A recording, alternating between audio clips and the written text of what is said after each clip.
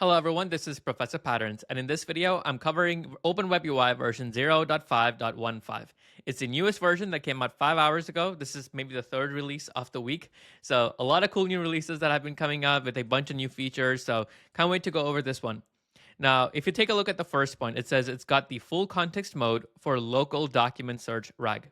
So the way that this looks like in the platform is if you go to admin panel, click on settings, and then select documents.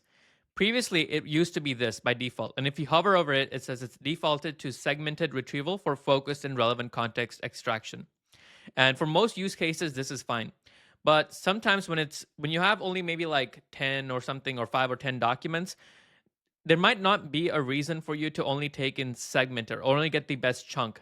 Maybe you might just want to give it the entire document. So for example, like in my case, if you had looked at some of my previous videos, we had worked on creating this knowledge base for this imaginary person called John Doe. And John Doe has a bunch of their information, right? Their full name, their date of birth, physical characteristics, all of those different things. Now, usually if I would go to admin panel settings and documents, I would have had to be on this mode. So what it does is when I ask a question, something about like, hey, can you talk about my finances? It doesn't actually give the model like the entire set of that document. It only gives the most relevant chunk related to whatever I'm asking. So for example, like this is the version right now that doesn't have the full document context enabled. So I asked, what do you think about my current finances? Am I in too deep? If I look at the text, you can see that it's actually trying to pull in the most relevant piece of text so that the large language model can then provide an answer. And here we can see relevance in terms of the cosine similarity from between my question and what's in the knowledge base. Now, if I was to turn this on, so go back to admin panel and then full context mode enabled. So this tells me that it injects the entire content as the context. So what that looks like now is if I ask the same question, what do you think about my current finances? Am I in too deep? It actually gives all of the documents. And for each one of the documents, it gives the entire piece of information. It's not just giving like chunks, it's giving everything. So in this case, for example, if I have a model like Anthropic Claude Sonnet that has 200,000 word limits, that's fine, right? Like it actually is able to see the entire picture.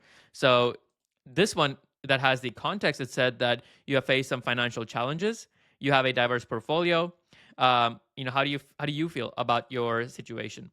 But this response, it looks at financial foundations. It also looks at other things like multiple income streams, significant salary, investments, real estate, all of those things. So you can give the model a more holistic picture. So that is basically the goal of providing the full context mode for local document search. The next one is the smarter web search with agentic workflows. So web searches now gather and refine multiple terms. It's similar to RAG handling. And it also delivers significantly better search results. This, as well as, I think this pairs quite well with the second point, which is the Playwright support for web loader. So web content retrieval is taken to the next level with Playwright-powered scraping. So these two things, I did try it out. So the question that I asked was, what are the best ways to do natural language processing classification on large documents currently? It searched through 15 sites, like all of these different websites. And previously, it was actually having trouble getting the relevant pieces of information and text from these websites. But now if you actually go through and see exactly what type of context it's pulling from each website, so you can go here, search through all of those websites. And for each website, you can see that it is actually pulling in relevant information. Even from like Stack Overflow, but previously it used to only pull the question in, but now it's also pulling in responses. So all of these is also being pulled into from the scraper. So this scraper actually works a lot better than what it used to in the previous versions. So that is basically this part. And it also works significantly faster now as well. So if I was to maybe ask the same question again, so what are the best ways to do NLP? And let me create a new chat here, ask the same question, enable web search. Look how fast it's actually going to first create the search query and then search all of the different websites. So right now it's doing the searching. It's searching through all of these different websites. So 15 sites that it searched. And this is how quickly it actually gives me a response here. So based on the provided context, here are the best approaches. So modern transformer models, hierarchical processing approaches. So all of this information from 15 websites pretty much instantaneously. So it works really, really quickly compared to the previous version. So I highly recommend you try it out and let me know in the comments what you think about the speed. The next one is the experimental Azure storage provider. So this is great. It's got early stage support, but I'll be interested to see how this actually pans out once they actually integrate this. Now, something that didn't really work for me is the Jupyter code execution. So I'm not sure what happened or why it's broken right now, but if you go to the data visualization tutorial or whatever, if you ask it to just write any code and you try to execute or run this, you get the syntax error for unexpected token.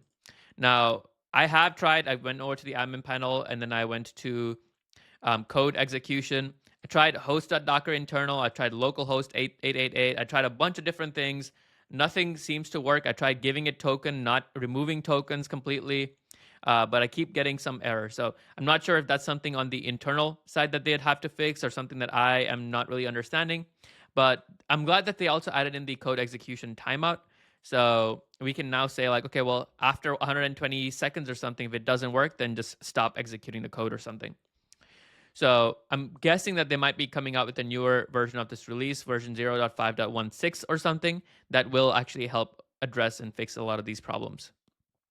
So those are going to be 3 of these. And then some general backend and front-end stability enhancements. So the cool thing about this project being completely open source is that you can actually go over to GitHub and then actually pull down the repository. And once you pull the repository down, you can see exactly all of the code changes that were made. So for example, like here, if I wanted to see what they did for Pi project, I can see exactly what they added in. I can see who the author was that added everything in. So here, for example, like let's take a look at some of the things that they did. So this one, it said that remove the empty Olama options. Over here, they fixed the system prompt settings so that we can see exactly the kind of things that they did. So removed mapping of max completion tokens, frequency penalty. So a lot of things that I would say that were issues or just technical debt that they really helped resolve. So hopefully you should be able to see that your OpenWebUI is running a little bit faster or maybe a little bit more stable. The rest of it just seems like translation updates and some minor issues that people have been having about the mobile hover, as well as the temporary chat. I know that's another problem that people had was in this newest version of OpenWebUI, like if you actually had to edit a comment like this one, you couldn't do it. But I'm glad that they brought it back or they fixed the problem here. So what do you think about my current finances? Am I in too deep? I can now edit this. And if I hit save, it actually saves that prompt. I can even enter and send, and now it will send this as well. Okay, so that's pretty much it for this version of OpenWebUI version 0.5.15. Let me know what you think about this update. I know that they still have to resolve some of these problems. If you manage to resolve it, then please leave a comment in the comment section. I'd love to fix it and then make a follow-up video. Thank you all for tuning in. I'll see you in the next one. Goodbye.